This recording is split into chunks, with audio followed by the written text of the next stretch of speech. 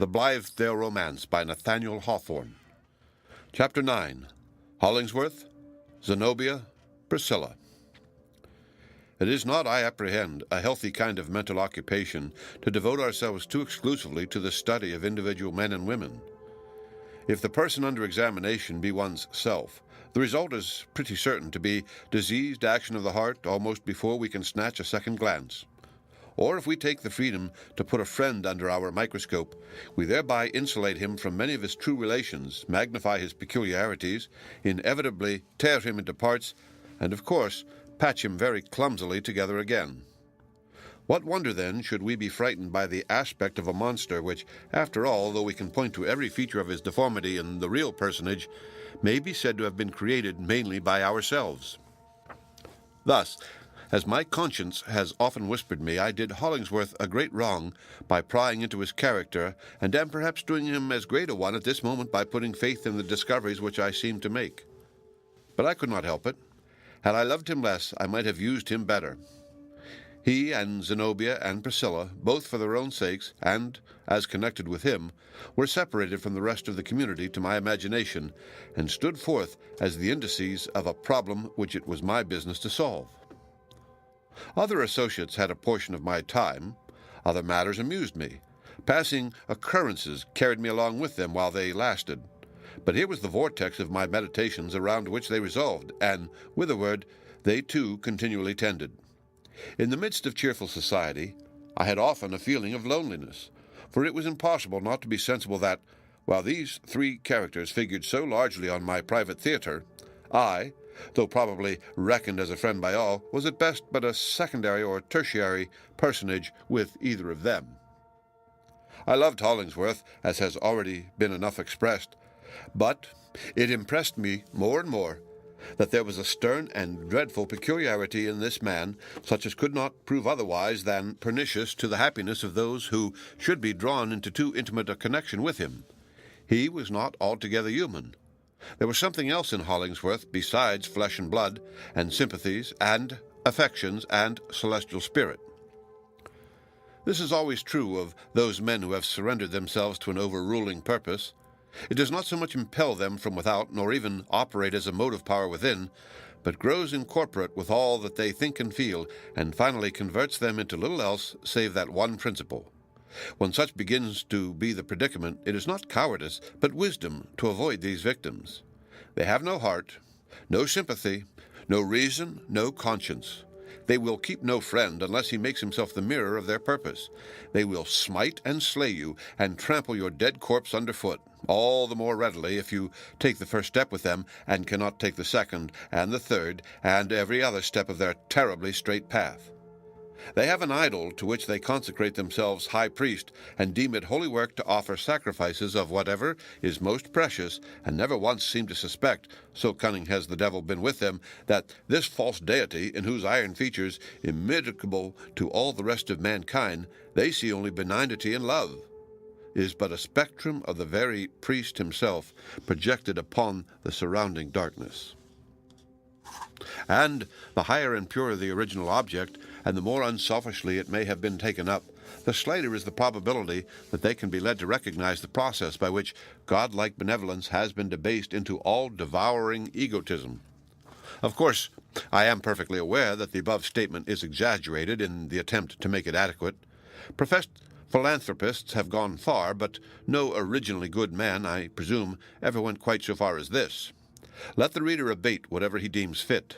The paragraph may remain, however, both for its truth and its exaggeration, as strongly expressive of the tendencies which were really operative in Hollingsworth, and as exemplifying the kind of error into which my mode of observation was calculated to lead me.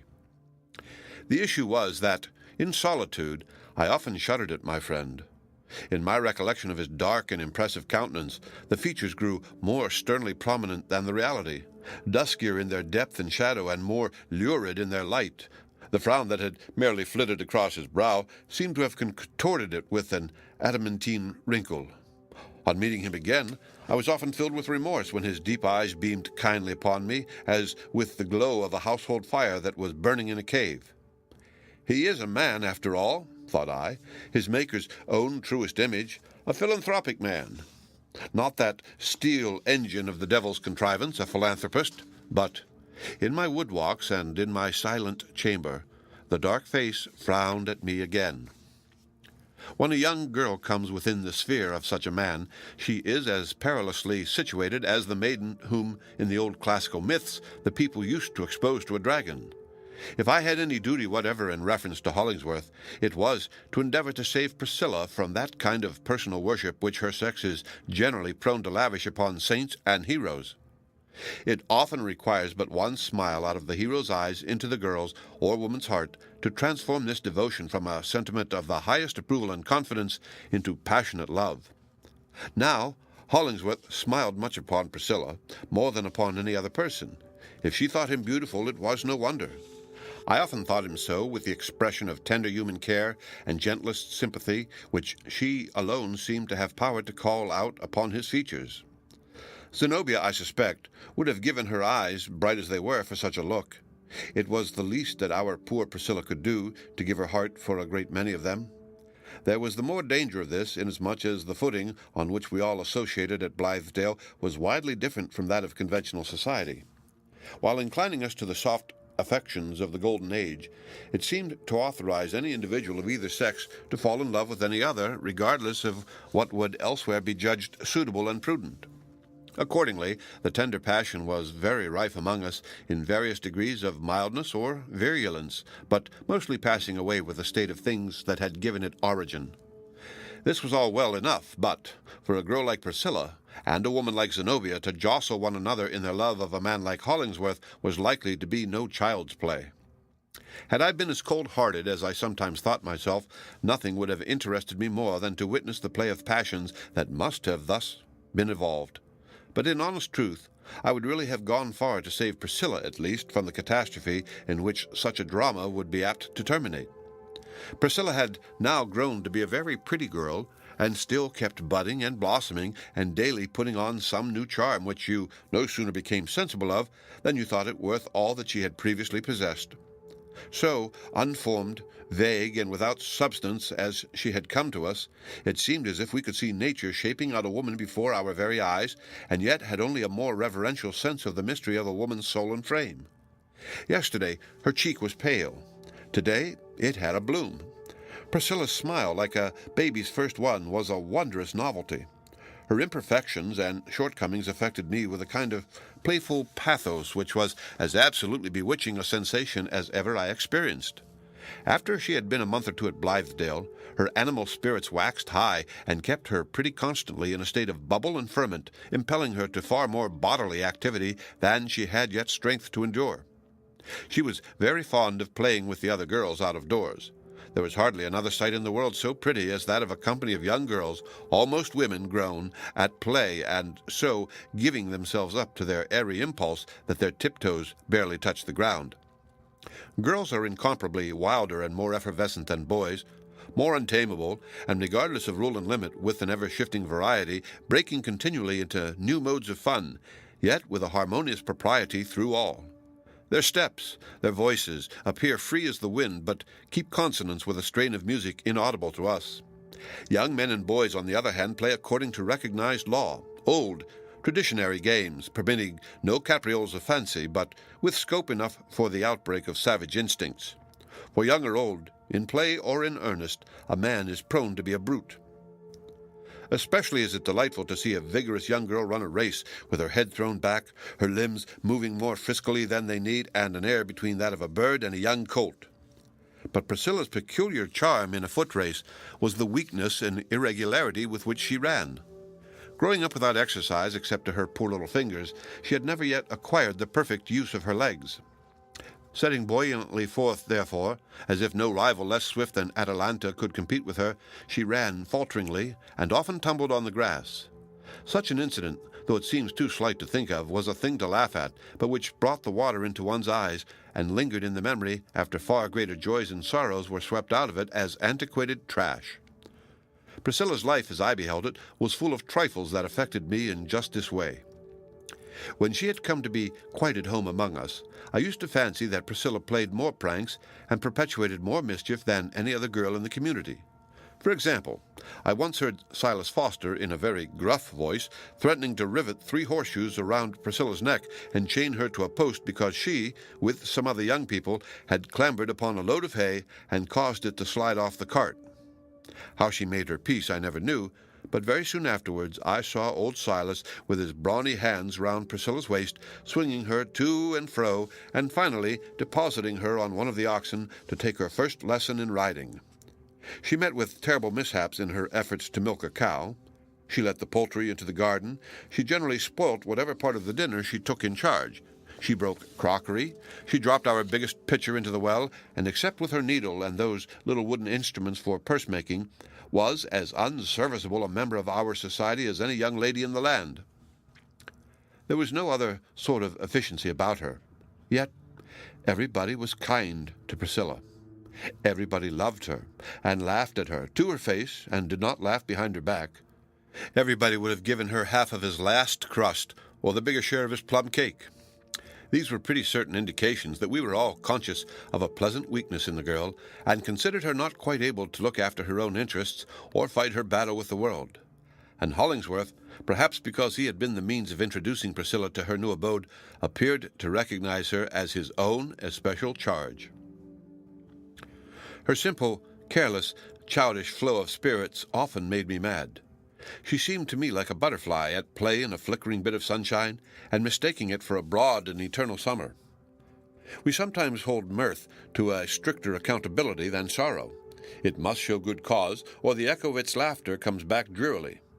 Priscilla's gaiety, moreover, was of a nature that showed me how delicate an instrument she was, and what fragile harp-strings were her nerves. As they made sweet music at the airiest touch, it would require but a stronger one to burst them all asunder. Absurd as it might be, I tried to reason with her and persuade her not to be so joyous, thinking that, if she would draw less lavishly upon her fund of happiness, it would last the longer. I remember doing so one summer evening when we tired laborers sat looking on, like goldsmiths' old folks under the village thorn-tree, while the young people were at their sports. "What is the use or sense of being so very gay?" I said to Priscilla, while she was taking breath after a great frolic. "I love to see a sufficient cause for everything, and I can see none for this. Pray tell me, now, what kind of a world you imagine this to be, which you are so merry in?" "I never think about it at all," answered Priscilla, laughing. "But this I am sure of, that it is a world where everybody is kind to me, and where I love everybody.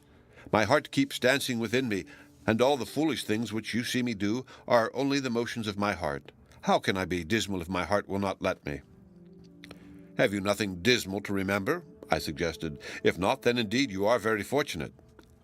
"Ah," said Priscilla slowly, and then came that unintelligible gesture when she seemed to be listening to a distant voice. "For my part," I continued, beneficently seeking to overshadow her with my own somber humor, "my past life has been a tiresome one enough.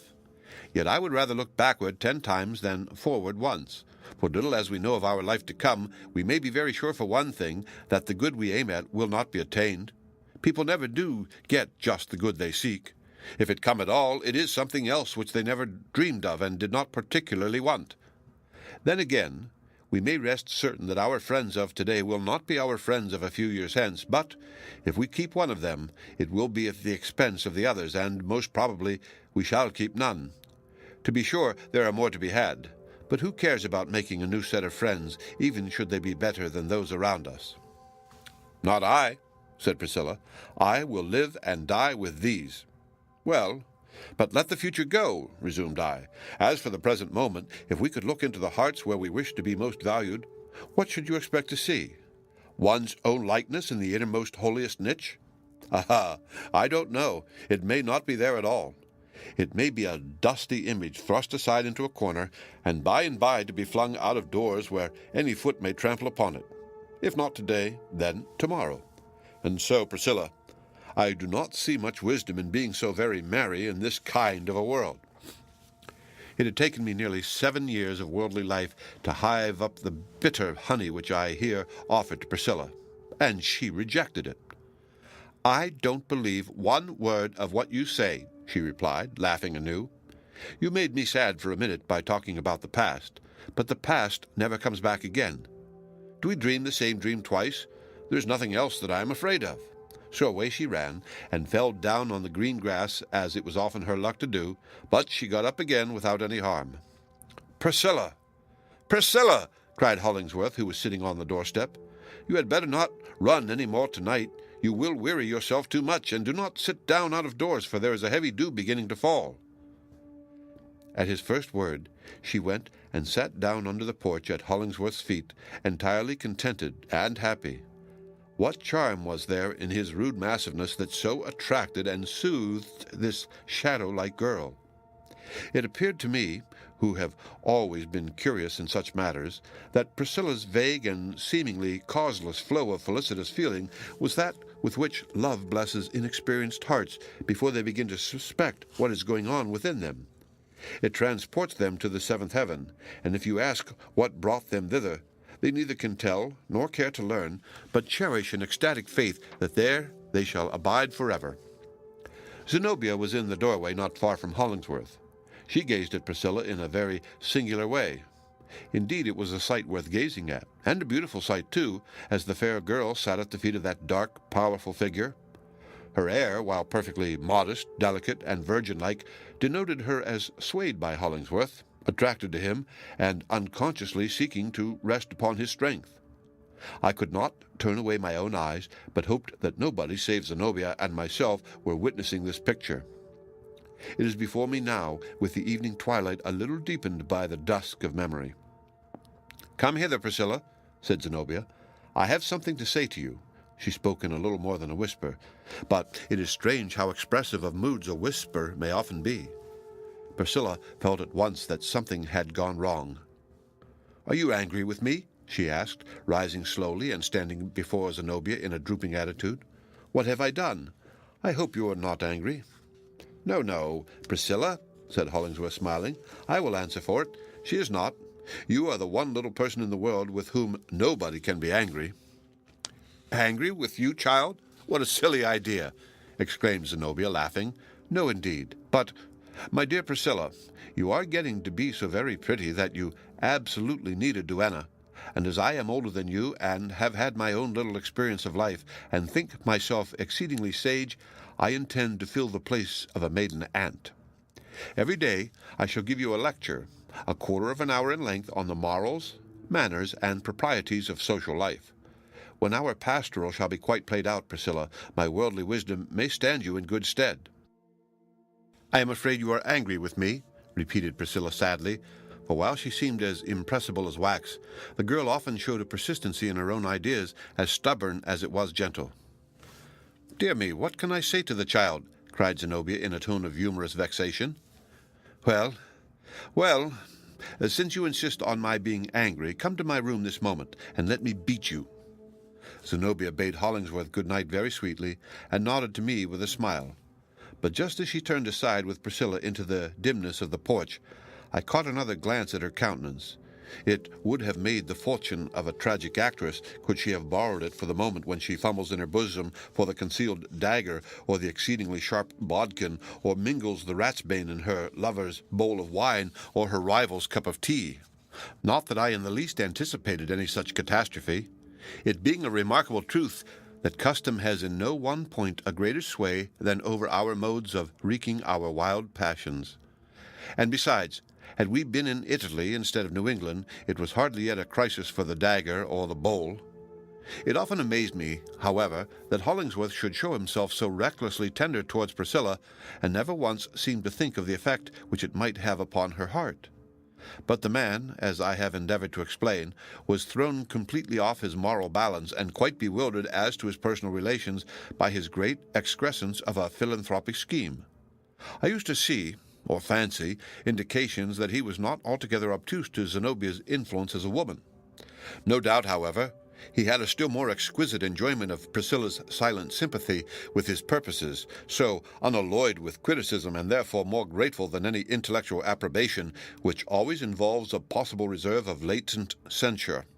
A man, poet, prophet, or whatever he may be, readily persuades himself of his right to all the worship that is voluntarily tendered. In requital of so rich benefits as he was to confer upon mankind, it would have been hard to deny Hollingsworth the simple solace of a young girl's heart, which he held in his hand, and smelled too like a rosebud. But what if, while pressing out its fragrance, he should crush the tender rosebud in his grasp? As for Zenobia, I saw no occasion to give myself any trouble. With her native strength and her experience of the world, she could not be supposed to need any help of mine. Nevertheless, I was really generous enough to feel some little interest likewise for Zenobia. With all her faults, which might have been a great many besides the abundance that I knew of, she possessed noble traits and a heart which must at least have been valuable while new, and she seemed ready to fling it away as uncalculatingly as Priscilla herself. I could not but suspect that, if merely at play with Hollingsworth, she was sporting with a power which she did not fully estimate, or, if in earnest, it might chance between Zenobia's passionate force and his dark, self-delusive egotism to turn out such earnest as would develop itself in some sufficiently tragic catastrophe, though the dagger and the bowl should go for nothing in it. Meantime, the gossip of the community set them down as a pair of lovers. They took walks together, and were not seldom encountered in the wood paths, Hollingsworth deeply discoursing in tones solemn and sternly pathetic, Zenobia, with a rich glow on her cheeks and her eyes softened from their ordinary brightness, looked so beautiful that, had her companion been 10 times a philanthropist, it seemed impossible that but one glance should melt him back into a man. Oftener than anywhere else, they went to a certain point on the slope of a pasture commanding nearly the whole of our own domain, beside a view of the river and an airy prospect of many distant hills. The bond of our community was such that the members had the privilege of building cottages for their own residence within our precincts, thus laying a hearthstone and fencing in a home private and peculiar to all desirable extent, while yet the inhabitants should continue to share the advantages of an associated life. It was inferred that Hollingsworth and Zenobia intended to rear their dwelling on this favored spot. I mentioned these rumors to Hollingsworth in a playful way. Had you consulted me, I went on to observe, I should have recommended a site further to the left, just a little withdrawn into the wood, with 2 or 3 peeps at the prospect among the trees. You will be in the shady vale of years long before you can raise any better kind of shade around your cottage if you build it on this bare slope. But I offer my edifice as spectacle to the world, said Hollingsworth, that it may take example and build many another like it. Therefore, I mean to set it on the open hillside. Twist these words how I might, they offered no very satisfactory import. It seemed hardly probable that Hollingsworth should care about educating the public taste in the department of cottage architecture, desirable as such improvement certainly was. The end of Chapter 9. Read by Rick Kishner for Lit2Go on the web at fcit.usf.